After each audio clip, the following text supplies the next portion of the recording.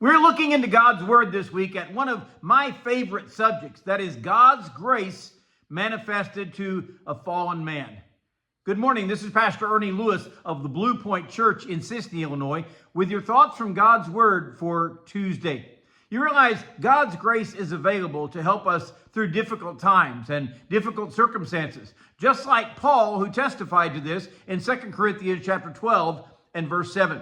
Paul said, "Unless I should be exalted above measure through the abundance of the revelations, there was given to me a thorn in the flesh, the messenger of Satan, to buffet me, lest I should be exalted above measure. For this thing I besought the Lord thrice, that it might depart from me. And he said unto me, My grace is sufficient for thee, for my strength is made perfect in weakness. Most gladly, therefore, will I rather glory in my infirmities, that the power of Christ may rest upon me."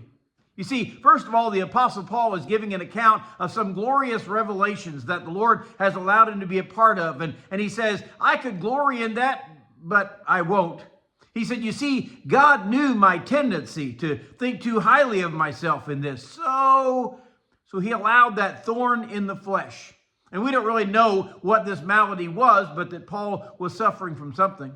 And Paul even calls it the messenger of Satan to buffet me, lest I should be exalted above measure, or so that I wouldn't brag about what God had allowed in my life.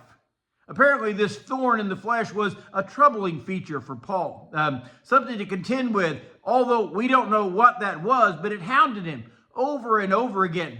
Some have supposed this was maybe a speech impediment that made it difficult for Paul to preach. He had to overcome this to reach the masses.